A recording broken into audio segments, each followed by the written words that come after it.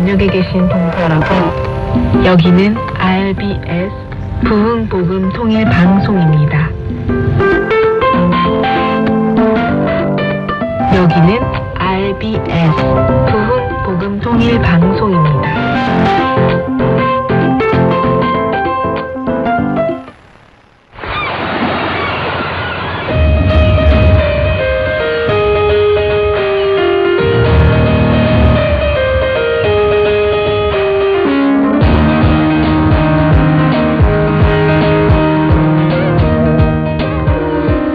장마철이라서요, 날씨가 꿉꿉하네요. 한국에서는 장마철처럼 습하고 축축한 날씨를 꿉꿉하다라고 표현하는데요. 북한에서는 무엇라고 하는지 문득 궁금해졌습니다. 북녘 동포 여러분, 뭐라고 표현하나요? 인터넷에 검색해도 잘 나오지는 않아서요. 이 방송을 듣고 계신 우리 동포 여러분이 제게 알려주신다면 너무 감사할 것 같아요. 이런 소소한 대화도 함께 나눌 수 있는 그 날이 오기를 바라면서요, 오늘 RBS 시작합니다. 찬양 한 곡 듣고 이어서 날씨 예보 전해드립니다.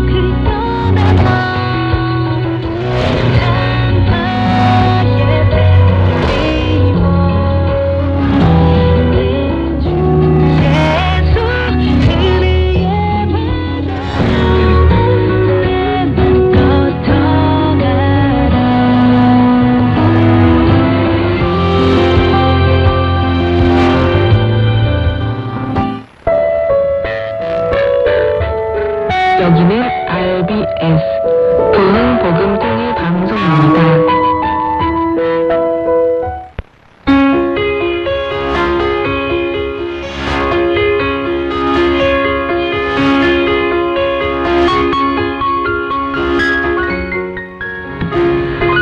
내일 전 지역 대체로 흐리고 비가 오겠습니다. 모레도 전 지역에 대체로 흐리고 비가 옵니다.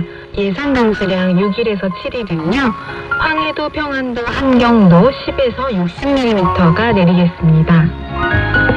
평안남도, 평양 내일 흐리고 비가 오겠습니다. 기온은 22도에서 27도까지 되겠습니다. 모레는요, 구름이 많고 한때 비 오는 곳이 있겠고요. 기온은 21도에서 29도까지 되겠습니다. 평안북도, 신의주 내일은 구름 많고 가끔 비가 오고요. 모레는 흐리겠습니다. 내일은 21도에서 25도, 모레는 21도에서 29도까지 예상됩니다.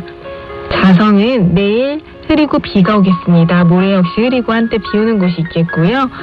기온은 최저 18도에서 최고 24도까지, 올해는 최저 18도에서 최고 26도까지 되겠습니다. 황해도, 해주는요, 내일 흐리고 비가 오겠습니다. 모레는 구름이 많겠습니다. 기온은 최저 22도에서 최고 26도, 모레는 최저 21도에서 최고 29도까지 되겠습니다. 개성은 내일 흐리고 가끔 비가 옵니다. 모레는 구름이 많겠습니다. 기온은 최저 21도에서 28도, 모레는 최저 20도에서 29도까지 오르겠습니다. 한경남도, 함은 내일 흐리고 가끔 비가 옵니다. 모레는 맑겠습니다. 내일 최저기온 21도에서 26도, 모레는 최저기온 20도에서 32도까지 오르겠습니다.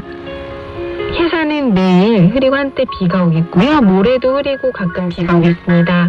최저기온 16도에서 최고 24도, 모레는 최저기온 17도에서 최고 25도가 되겠습니다.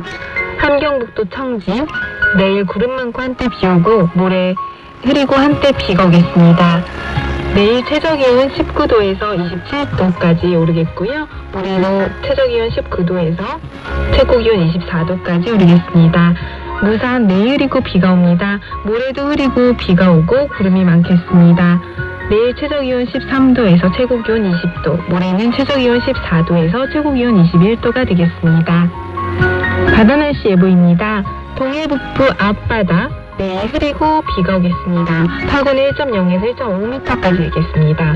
모레는 구름 많고 한때 비 오는 곳이 있겠습니다. 파고 1.0에서 2.0m까지 일겠습니다. 동해북부 먼바다 내일 흐리고 구름 많고 한때 비가 오겠습니다. 파고는 1.5에서 2.0m까지 일겠습니다. 모레는 흐리고 한때 비 오는 곳이 있겠고요. 파고 1.5에서 4.0m까지 일겠습니다. 서해북부 앞바다 내일 흐리고 한때 비 옵니다. 파고 0.5에서 3.0m까지 일겠습니다. 모레 구름 많고 한때 비가 오겠고요. 오후에는 구름 많겠습니다. 파고 1.0에서 3.0m까지 일겠습니다. 서해북부 먼바다 내일 흐리고 비가 옵니다. 파고 1.0에서 3.5m까지 일겠습니다. 모레는요, 한때 구름 많고 비 오는 곳이 있고 오후에는 구름이 많겠습니다. 파고는 1.0에서 3.5m까지 일겠습니다. 이상 RBS에서 전해드리는 날씨였습니다.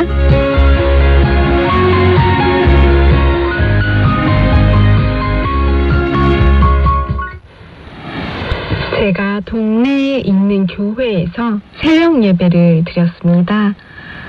마침 3일 동안 북한에서 온 탈북민 목사님께서 한국 사회에 정착했던 과정과 탈북한 과정, 그리고 목사님이 되기까지 간증을 하는 시간이 연속되고 있었는데요.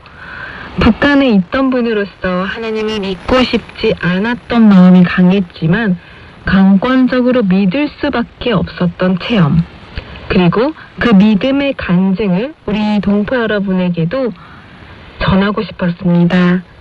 왜냐하면 북한이라는 곳에서 일어났던 일이기 때문에 더욱 공감하실 수 있을 거란 생각이 들었습니다. 제가 받았던 은혜, 우리 동포 여러분께도 함께 전해드립니다. 여러분, 북한 사회에서 살다가 온 사람들을 만나서 얘기를 나눠보십시오. 제가 유치원에 가서 제일 먼저 배운 게 뭔지 아십니까? 유치원에 가니까 선생님들이 제일 먼저 이걸 가르치더라고요. 너네 아버지, 너네 어머니는 너를 낳았을 따름이고 너를 끝까지 보호해주고 지켜주는 분은 위대한 장군님이다. 그래서 위대한 장군님을 위해서 총포탈이 돼야 되고 위대한 장군님께 끝없이 충실한 아들, 딸이 돼야 된다. 이게 우리가 유치원에 가서 세뇌가 트기 전에 제일 먼저 국가로부터 받은 교육이었습니다.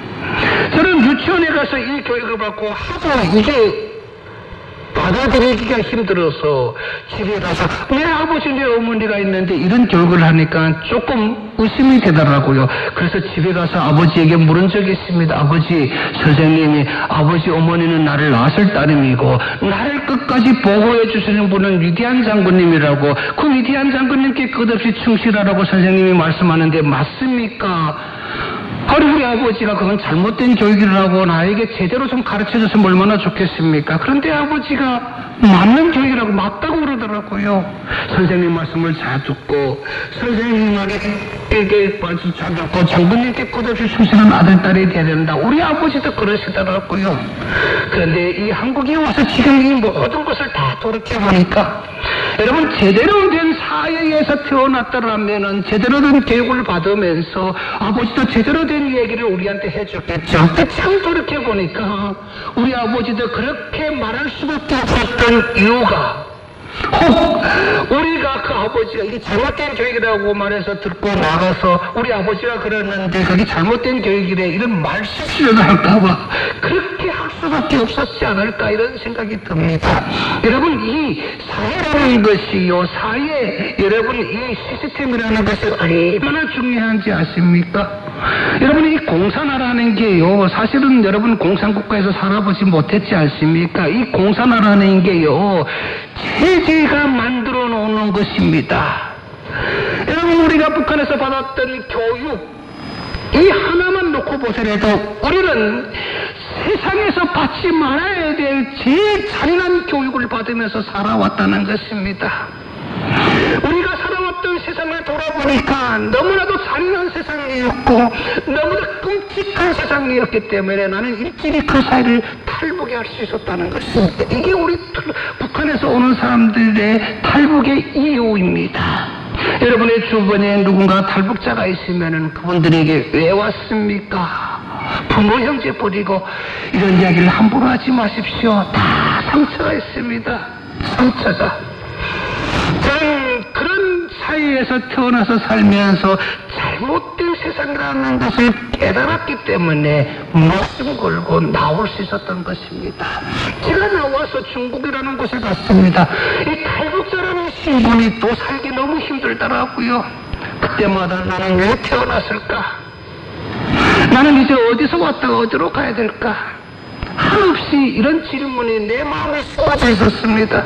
여러분, 사람이 비참함이라는 것이 다른 사람과 비교하게 되면 비참해집니다. 탈북자의 신분에서 여러분 아주 평화롭게 다니는 사람들을 보게 되면 그게 얼마나 부럽던지요. 너무너무 부러웠습니다.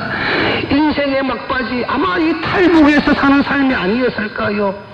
그럴 때에 우연히 내가 원해서 만난 것이 아니라 우연히 예수 믿는 사람을 만나가지고 그분을 따라서 간 것이 교회였습니다. 저는 지금도 돌이켜봅니다. 오늘 아침도 오면서 잠시 생각해봤습니다. 내가 만일 이렇게 좋은 대한민국에 와서 예수 믿는 사람이 아니었다면은 오늘의 내 모습이 어떤 모습이었을까, 이런 생각을 해봤습니다. 여러분, 우리나라에 3만 5천 명의 탈북자들이 들어와 살고 있습니다. 뭐 탈북해서 다 한국에 온 게 아닙니다. 여러분, 탈북자들이 지금 저 중국에도 10만 명 이상의 탈북자들이 지금 있습니다. 이 많은 사람들이 이 한국에 와서 한번 살아보지도 못했습니다. 왜 이들이 지금 목숨 걸고 한국으로 오기를 원할까요? 여러분, 자유. 한국에 가면 자유를 누릴 수 있다고 하는 이것 때문에 이 한국으로 오는 것입니다. 나는 그 중국 땅에서 정말 하나님을 만나기 전까지는 내 운명에 대해서 어떻게 생각했는지 아십니까? 그래, 사는 날까지 사는 거야. 그런데 그냥 살면 안 돼. 내가 당한 것만큼, 내가 당한 것만큼 나도 그런 복수를 하고 죽어야 돼. 여러분, 이게 내 마음속에 있었던 자유성이었습니다. 여러분, 상처가 많은 사람일수록 여러분은 사람이 얼마나 자락해지는지 아십니까?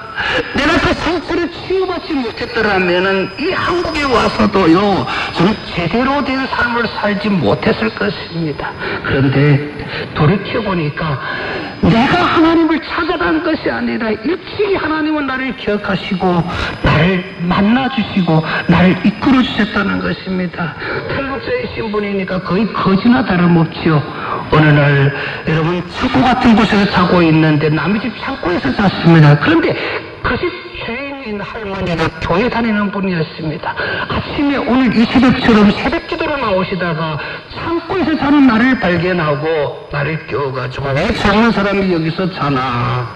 너 집이 어디냐? 묻더라고요. 그 탈북하는 사람이란 말은 못하고, 또 조선족 할머니였으니까 다행히도 조선족 분을 만난 거지. 그분이 묻기 때문에 나도 연변에서 살다가 왔습니다. 일자리 없어서 그냥 이렇게 살고 있습니다. 근데 그분 하는 말이 자기 따라 교회 가자 그러더라고요. 저는 교회란 말을 그때 그 할머니에서 처음 들었습니다. 교회가 뭐 하는 곳입니까? 너같이 불쌍한 사람을 밥을 주고 잠자리도 제공해 준다. 가자. 그래서 쏘고 잠자리도 제공해준다는 말에 기가 솔깃해서 따라간 것이 심양의 서탑교회라는 곳에 가게 됐습니다. 그 교회에 가서 우연히 목사님을 만났습니다. 그런데 어머니 같은 목사님이었는데 얼마나 따뜻하게 맞아주는지요. 나는 아들도 아니고 친척도 아닌데 마치 아들처럼 나를 맞아주신다 말까요. 그리고 새벽기도 끝나고 나에게 밥까지 내주면서 아주 나를 걱정해주는데 나는 그런 선의를 태어나서 처음 받아봤습니다. 그런데 북한 사람이다 보니까 그 선의를 받으면서도 무슨 생각을 냈는가 하면요, 의심을 했습니다. 왜 이런 선의를 베풀까? 이 선의에는 무조건 목적이 있어. 내가 속으면 안 돼. 그런데 이게 웬일입니까? 그 선의가 바로 성경책을 주면서 예수를 믿으라는 겁니다. 예수를 믿어라. 주 예수를 믿어라. 그러면 너와 너의 집에 구원을 얻을 것이다. 바로 목사님 하셨던 말씀입니다. 이 성경책에 내가 앞으로 가야 될 길에 그 진리가 있는 책이다. 그러니 열심히 공부하라 그러더라고요.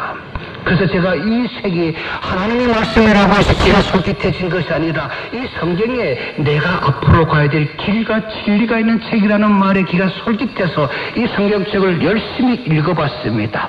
그런데 이게 웬일입니까? 내가 성경책을 읽어보니까 이게 북한의 혁명 노작이더라고요. 여러분이 북한에 가게 되면 김일성 혁명 노작이라고 하는 책이 있습니다. 무슨 책인가 하면요, 성경하고 똑같습니다. 김일성이 어려서부터 북한을 통치하기까지 배든 이야기를 누가 그렇게 같이 따라다니면서 그 이야기를 다 기록했는지요. 김일성이 어려서부터 북한을 통치하기까지 배웠던 이야기를 이 하나님의 말씀으로 기록해 놓은 책입니다. 바로 김일성 혁명 노작입니다. 그런데 더 이상한 것은 이 성경에 10계명이 있다면은 그 책에는 조선노동당의 10대 원칙이 있습니다. 조선노동당 10대 원칙. 아니 그런데 어떻게 이렇게 또 신통리도 똑같은지요? 아니 이 하나님의 말씀 속에서도요, 김일성 우리는 북한에서 김일성 어록이라 그러는데요, 아니 그 말씀하고는 대치되는 게 너무 많더라고요. 딱 보는 순간에 무슨 생각이 드는가 하면, 야 이게 김일성 혁명 노작을 모방한 책이네. 그리고 하나님이 있다 그러는데 하나님이 바로 김일성이네. 이런 생각이 강하게 들더라고요. 그래서 이 성경책을 딱 받아두고, 야 저 목사님이 나를 우습게 보는 거구나. 나를 아주 우습게 보고 나를 지금 내가 북한에서 한 번 속았는데 또 나를 속이는 거구나, 이런 생각 들고 이 성경책을 들고 목사님 방에 가서 목사님에게 성경책을 던지고 따졌습니다. 목사님 솔직히 말할게요. 나는 북한에서 살다가 온 사람입니다.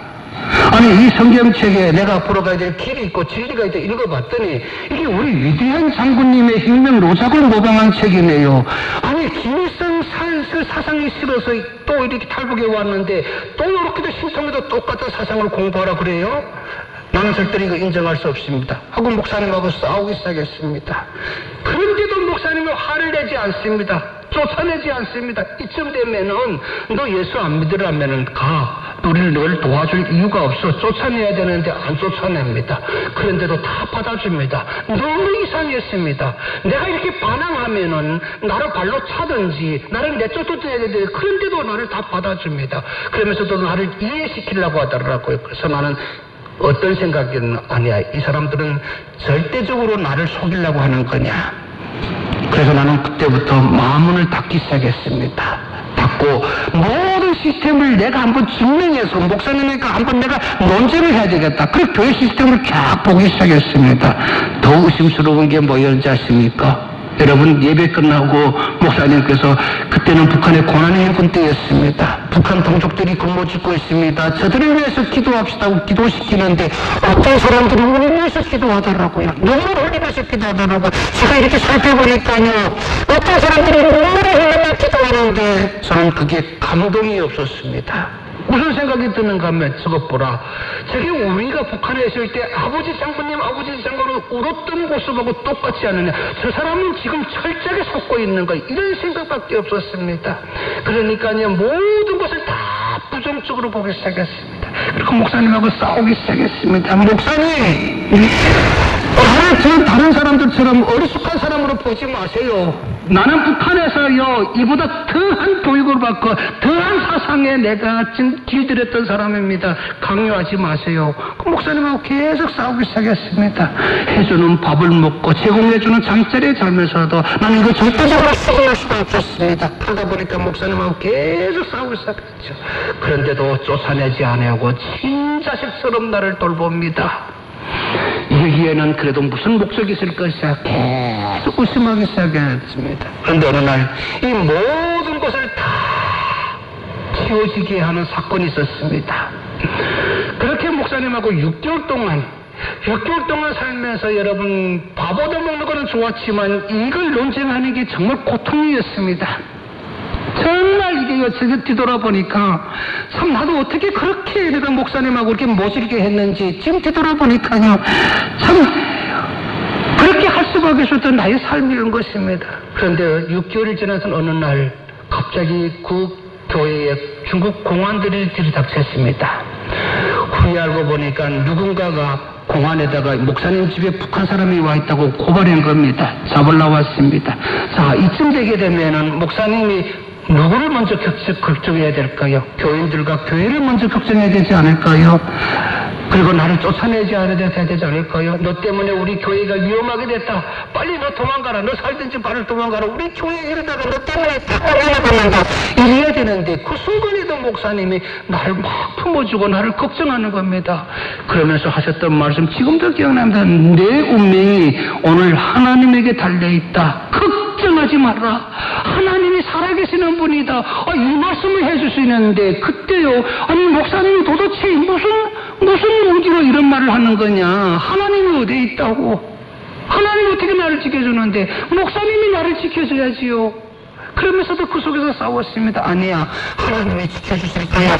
하나님의 손을 잡고 하나님 이 어린 영혼을 지켜주시옵소서 기도하고 이제는 중국 공안들이 들어오니까 5층에 목사님 다니시는데 들어오니까요 목사님이 저는 나갈 데 없는 겁니다. 집안에 커튼이 쳐져 있는데 그 뒤로 숨으랍니다. 여러분 한 3천 명씩 탄다입니다. 어디 이제는 그 안에 여러분 이제는 오도 가도 못하는 것이죠. 그런데 중국 사람들은 창문이 없는데 웃바람 막기 위해서 방에다가 커튼을 목사님 방에다 그렇게 커튼을 쳤습니다. 그 뒤로 숨으라고 해서 제가 숨었는데 공안들이 들이닥쳤습니다. 저는 오도 가도 못합니다. 중앙에서 목사님에게 탈북자가 있다는 걸 알고 왔다고 내놓으라고 안 내놓으면은 당신과 교회가 문제가 생길 줄 알라고 협박합니다. 이쯤 되면은 목사님 북한 사람이요 저기 있으면 가서 잡아가세요. 그러면은 끝나지 않습니까? 근데 이게 웬일입니까? 나를 가르치지 않냐고 그 공안들하고 맞습니다. 모른다고. 그런 사람이 오기는 왔는데 배고프다고 저를 배당김에 보냈는데 그 사람이 어디 갔는지 어떻게 아는가고 맞서고 지금 집안에다 숨겨놓고 만일 공안들이 그러면 이 집안에 한번 뒤져봅시다 하고 그 커튼을 열면은 내가 거기서 나오게 되면은 어떨까요? 나만 잡혀가는 것이 아니라 목사님도 같이 잡혀가야 됩니다. 그리고 교회는 어떨까요?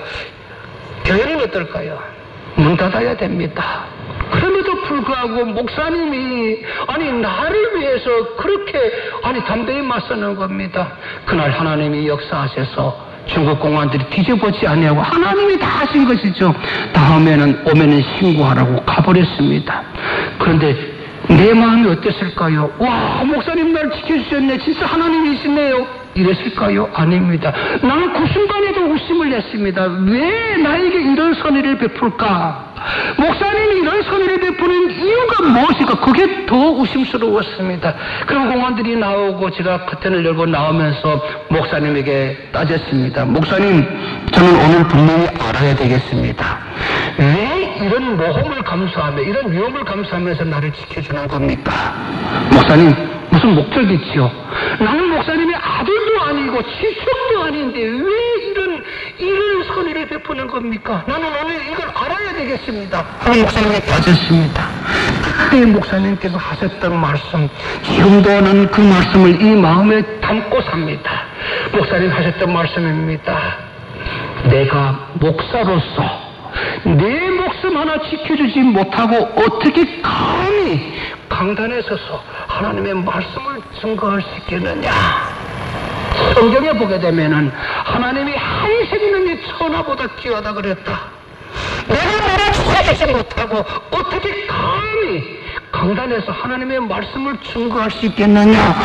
이 말씀을 하는데 그때 내 온몸에 전율이 쫙 올라오더라고요. 그때 내가 깨달은 게 이게 그냥 선의가 아니고 신앙 때문이었구나.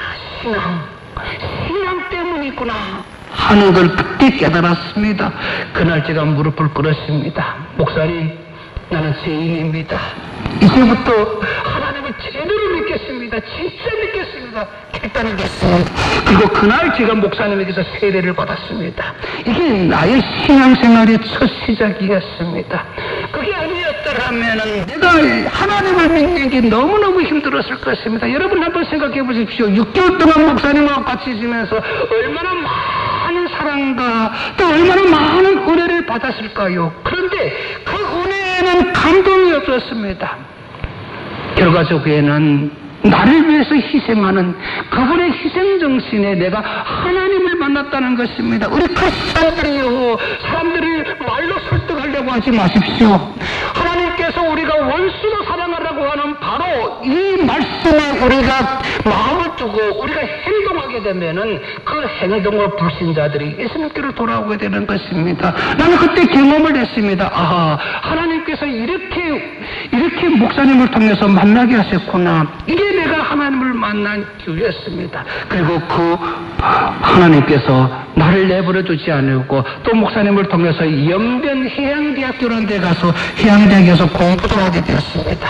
나는 체험신앙이 없었더라면 내가 예수 믿기 참 힘들었을 겁니다. 우리 교회인들이요, 체험신앙이 많은 사람들이 예수 잘 믿습니다. 나는 중국에서 체험신앙 때문에 내가 진짜 살아계신 하나님을 만났습니다.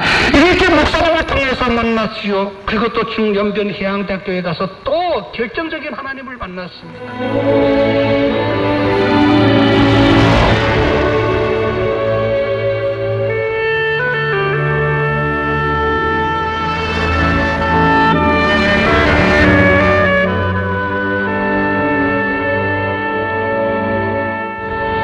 한 생명이 천하보다 귀하다는 예수님의 말씀을 그대로 실천하면서 이 탈북민 목사님에게 복음을 전했던 중국 교회 목사님의 행동이 생각납니다. 탈북한 한 생명을 지키기 위해 자신의 목숨의 위협도 마다하지 않았던 진정한 사랑, 예수님의 사랑입니다. 지금 한 영혼을 대한민국 땅에서 북한의 실상을 알리고 복음으로 통일되는 중요한 방법을 계속 전해주고 있는 귀한 열매가 된 줄 믿습니다.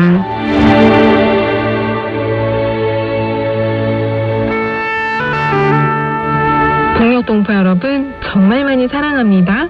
저는 다음 주 화요일 밤 11시에 또 찾아올게요.